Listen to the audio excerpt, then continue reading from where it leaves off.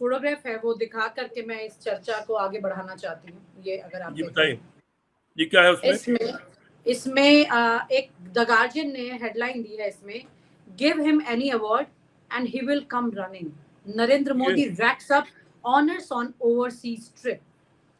ये एक खबर इस तरह से छापी गई है द गार्जियन द्वारा।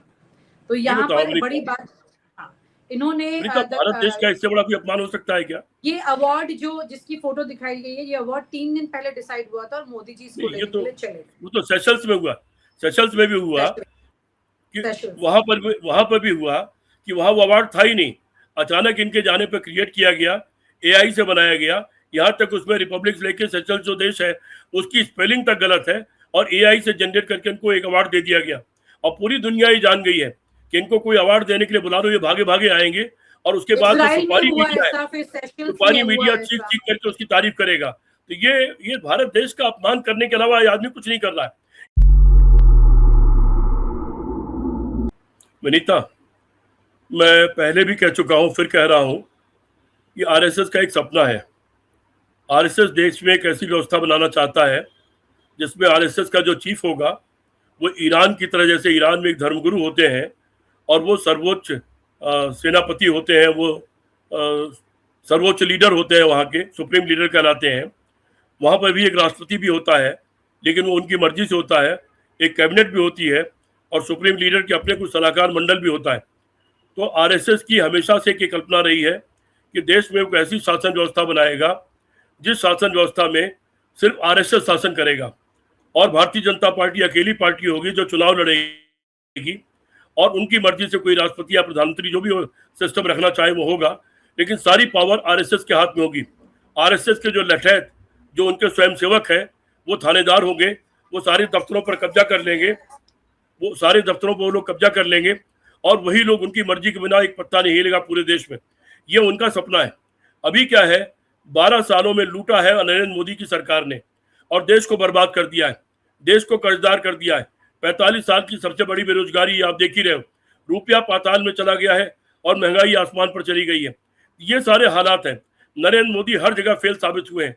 ऑपरेशन सिंदूर में फेल साबित हुए, डब्बू साबित हुए। अभी चीन पर तमाम जमीन पर कब्जा होता चला जा रहा है। आपको पता होगा कि अरुणाचल के आदिवासियों ने वहाँ के लोकल कमिश्नर को जाकर के लिख के दिया कि चीन हमारे इलाके में कब्जा कर रहा है और हमारे चरागाह खा जा रहा है और वहाँ इमारतें बना रहा है। तो देश के जितने काम होते हैं, देश का काम होता है देश की सीमाओं की सुरक्षा करना, देश के अंदर शांति रखना, देश में विकास करना, देश में बिजली पैदा करना, देश में रोजगार पैदा करना, देश में नए नए कल कारखाने लगाना, देश में नए विश्वविद्यालय कॉलेज खोलना, इत्यादि इत्यादि। ये सारे काम सरकार के होते हैं।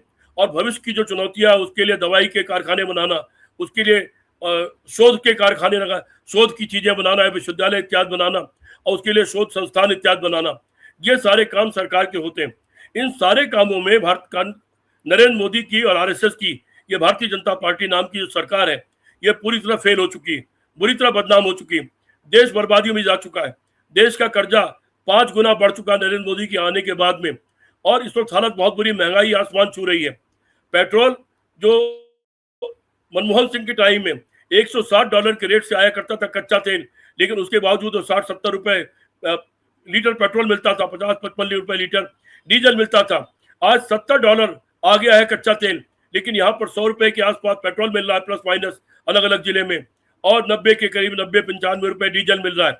तो इस तरह से पूरी जनता में नाराजगी है। तो ये क्या होता है कि इन्होंने क्या किया कि सोचे समझे तरीके से जो मुख्य मीडिया है उसमें अपने आरएसएस को लोग भर दिए।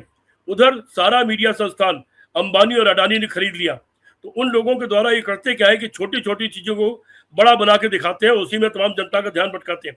जैसे मान लो उत्तर प्रदेश की कमेटी बननी थी या बीजेपी का कौन अध्यक्ष बनेगा या नई कमेटी बनेगी, तो महीनों उस पर चर्चा चलाते हैं, फिर अचानक ट्राई फिर एक बहुत जमूरा टाइप का एक लाके बैठा देते हैं। मैंने आपसे कहा था कि बीजेपी का जो नया राष्ट्रीय अध्यक्ष बना है ये बहुत वाहियात साबित होगा, इसको बदलना पड़ेगा। ये पूरे समय लंबे समय तक ये अध्यक्ष नहीं रहेगा। आपको ध्यान होगा उसके बनने के बाद मैंने आपसे उस दिन की पहली चर्चा में कहा था। अब ये जो मंत्रिमंडल का विस्तार इत्यादि है, ये तो एक स्वाभाविक नेचुरल काम है। कोई भी सरकार मंत्रिमंडल में फेरबदल करती रहती है, कोई लोगों को इधर उधर करती रहती है, मंत्रियों को विभाग बांटती रहती है, ये कोई बड़ा काम नहीं है। लेकिन आप चूंकि आरएसएस पूरी मीडिया में घुसा हुआ या अडानी अंबानी का मीडिया है, वो दिन रात उसको चलाएगा और उसकी चर्चा के बहाने जनता का ध्यान बटाएगा। दूसरी बात आपने कही कि अमित शाह प्रधानमंत्री बनने जा रहे हैं, मुझे इसकी कोई उम्मीद नहीं है अभी तक। मैं शायद आपसे पहले भी कह चुका हूं कि मैं अमित शाह को और योगी आदित्यनाथ को, दो आदमी को प्रधानमंत्री बनते हुए नहीं देख रहा हूं। मेरा जो राजनीतिक सोच है, मेरा जिंदगी का जो अनुभव है राजनीति का, वो ये कहता है कि इन दोनों में से कोई प्रधानमंत्री नहीं बनेगा। और अगर इनमें से किसी को जबरदस्ती प्रधानमंत्री बना दिया गया देश का, तो वो नरेंद्र मोदी से 100 गुना और बुरा साबित होगा, देश को और बर्बादी की तरफ ले जाएगा। लेकिन मेरा मानना है कि इनमें से कोई प्रधानमंत्री नहीं बनेगा, प्रधानमंत्री कोई और बनेगा। पहले तो इसकी सरकार लंबी समय भी और चल जाए, वही बहुत बड़ी बात है। पिछले दिनों क्या हुआ कि राहुल गांधी ने कह दिया कि इस साल नरेंद्र मोदी प्रधानमंत्री नहीं रहेंगे और सरकार चली जाएगी। चूंकि राहुल गांधी की सारी बातें हमेशा सही साबित होती रही हैं, इस बात पर पूरी बीजेपी आरएसएस डर गई और उस डरने के बाद इसने कवायद शुरू की। और फिर यह सांसद तोड़ने का कार्यक्रम शुरू हुआ है, जैसे 50-50 करोड़ रुपए दे करके सांसद तोड़े जा रहे हैं। तो इस तरह से ये वो स्थिति पैदा करना चाहते हैं कि राज्यसभा और लोकसभा में 2/3 बहुमत हो जाए। विधानसभाओं में बेईमानी करके, चोरी करके इन्होंने पहले ही अपने इतनी विधानसभाओं में अपनी सरकार बना ली है, उसमें 2/3 वहां भी सरकार में समर्थन होना चाहिए, वहां से प्रस्ताव आना चाहिए। और संसद में राज्यसभा का 2/3 बहुमत और लोकसभा का 2/3 बहुमत, उन दोनों से जो प्रस्ताव आएगा तब संविधान में कोई व्यवस्था बदली जा सकती है, राष्ट्रपति प्रणाली लागू की जा सकती है, या कुछ और हो सकता है। एक कहानी यह भी चलाई जा रही है कि राजनाथ सिंह को ड्रॉप किया जा रहा है और उनको राष्ट्रपति बना दिया जाएगा, नरेंद्र मोदी प्रधानमंत्री रहेंगे। मेरा यह मानना है कि नरेंद्र मोदी बहुत जीते जी आसानी से प्रधानमंत्री पद नहीं छोड़ेंगे। एप्स्टीन फाइल वगैरह कुछ निकल के बाहर आ जाए और इनके तमाम गुनाहों के दस्तावेज वो बाहर निकल कर आ जाए और फिर ये मजबूर कर दिया जाए प्रधानमंत्री पद से इस्तीफा देने के लिए, वो अलग बात है। लेकिन आसानी से ये आदमी छोड़ने वाला नहीं है। अभी आप देखो 6 दिन के फिर दौरे पर जा रहा है। ऐसे ऐसे देश जिनके आबादी एक जिले नहीं बल्कि एक बड़े मोहल्ले या बड़े एक छोटे से इलाके के बराबर होती है, उन देशों का भी आदमी 2-2, 3-3 दिन का दौरा कर रहा है। तो इस आदमी को देश से कोई लेना देना नहीं है। ये खाली एक ऐश कर रहा है ये आदमी। द गार्जियन का सर एक फोटोग्राफ है, वो दिखा करके मैं इस चर्चा को आगे बढ़ाना चाहती हूँ। ये अगर आप बताइए ये क्या है उसमें? इसमें एक द गार्जियन ने हेडलाइन दी है, इसमें give him any award and he will come running, Narendra Modi racks up honours on overseas trip. ये एक खबर इस तरह से छापी गई है द गार्जियन द्वारा।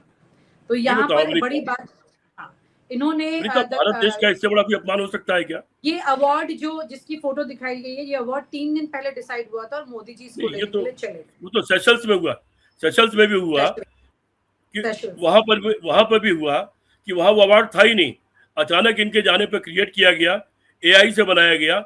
यहाँ तक उसमें रिपब्लिक लेके सेशल्स जो देश है उसकी स्पेलिंग तक गलत है और एआई से जनरेट करके इनको एक अवार्ड दे दिया गया। और पूरी दुनिया ये जान गई है कि इनको कोई अवार्ड देने के लिए बुला दो, ये भागे भागे आएंगे और उसके बाद सुपारी मीडिया चीख चीख करके उसकी तारीफ करेगा। तो ये भारत देश का अपमान करने के अलावा आदमी कुछ नहीं कर रहा है। इतना घटिया प्रधानमंत्री कोई होगा? खैर मुझे तो कोई शक नहीं था। आपको तो याद होगा कि 16 मई 2014 को जिस दिन ये जीते थे, मैंने उसी दिन कह दिया था कि भारत अपने इतिहास का सबसे असफल और सबसे अयोग्य प्रधानमंत्री देखने जा रहा है। दुर्भाग्य से मेरी सारी बातें जो 16 मई 2014 को मैंने कही थी, वो सारी बातें जो कि त्यों सत्य हुई है, चाहे विदेश नीति हो, चाहे आर्थिक नीति हो, या नरेंद्र मोदी का प्रधानमंत्री पद हो, मेरी सारी बातें सही साबित हुई हैं। ये आदमी घूम घूम करके केवल देश का अपमान कर रहा है, भारत देश को नीचा दिखा रहा है और इसके खिलाफ भारत देश को खड़ा होना चाहिए। जी विनीता। सर क्योंकि प्राइम मिनिस्टर है हमारे देश के, छोटा मोटा पद तो है नहीं, आपको ऐसा नहीं लगता कि कोई इंटरनेशनल लॉबी भी हो सकती है जो इनके अगेंस्ट इस तरह की इमेज क्रिएट कर रही है कि अवार्ड लेने के लिए भागे भागे चले जाते हैं? ये भी हो सकता है, ये भी हो सकता है। तमाम संस्थाएं जो लॉबिंग का काम करती हैं, जो डीप स्टेट का काम करती हैं, वो संस्थाएं भी इस तरह का काम कर सकती हैं। तो क्या लेकिन सवाल ये है कि क्या भारत के प्रधानमंत्री, इसका मतलब इस वक्त अंतर्राष्ट्रीय स्तर पर वो मैनेजमेंट नहीं कर पाए? नरेंद्र मोदी तो अमेरिका लेवल पर जाकर इमेज, नरेंद्र मोदी तो अमेरिका के डीप स्टेट के गुलाम बन चुके हैं। अमेरिका कहता है उठ जाओ तो उठ जाते हैं, अमेरिका कहता है बैठ जाओ तो बैठ जाते हैं, वो कहता है कान पकड़ लो तो कान पकड़ लेते हैं। आपको ध्यान होगा एप्स्टीन फाइल में क्या कहा गया कि हमने उनको राय दी और उनके लिए इंतजाम किया और वो इजराइल में जाकर के नाचे। यही शब्द इस्तेमाल किया था ना एप्स्टीन फाइल में कि इजराइल में जाके वो अमेरिका के लिए नाचे, ये शब्द इस्तेमाल किया था। तो इससे ज्यादा घटिया बयान और क्या हो सकता है। और जिस तरह से बीच बीच में अमेरिका के राष्ट्रपति ने कहा कि मैं जब चाहूं नरेंद्र मोदी की पूरी राजनीतिक करियर बर्बाद कर सकता हूं, लेकिन मैं ऐसा करूंगा नहीं, बहुत अच्छा आदमी है। इस तरह की बातें करके धमकी देना, क्या भारत इतना कमजोर देश है? क्या हम 140-45 करोड़ लोग इतने कमजोर लोग हैं? क्या हमारे इतने बुरे दिन आ गए कि हमको धमकाया जाएगा? उसी अमेरिका में निक्सन को इंदिरा गांधी दो टूक जवाब देकर चली आई थी और 7वां बेड़ा भेज दिया था, लेकिन बांग्लादेश को अलग करके मानी थी और मुंह पर तमाचा मारा था उस अमेरिका के। और सारे उसी अमेरिका में मनमोहन सिंह प्रधानमंत्री, जिनको कमजोर कहा जाता था, उनसे जब पूछा गया इराक के सवाल पर कि क्या इराक पर हमला उचित है, उन्होंने अमेरिका के राष्ट्रपति के बगल में खड़े होकर कहा मुझे लगता था कि इसकी कोई जरूरत नहीं है, वही जवाब दे दिया था। उस भारत के प्रधानमंत्री ऐसे रहे। इसलिए अमेरिका, ये बहुत ही बुरे दिन है, भारत के बहुत बुरे दिन है। भारत के प्रधानमंत्री ने अमेरिका की बहुत बेइज्जती की है। इतना कमजोर, इतना कायर, इतना घटिया प्रधानमंत्री कोई हो सकता है, इसकी कल्पना नहीं की जा सकती। लेकिन मैंने चूंकि 2014 को 16 मई को ही रात को कह दिया था कि ये आदमी हिंदुस्तान का सबसे असफल और अयोग्य प्रधानमंत्री साबित होगा, मेरी बात सही साबित हुई है। जी विनीता। और आप हमसे जुड़े रहने के लिए सब्सक्राइब करें YouTube पर, फॉलो करें Twitter पर और लाइक करें Facebook पर। और ज्यादा जानकारी के लिए आपको टाइप करना होगा सिर्फ न्यूज नशा।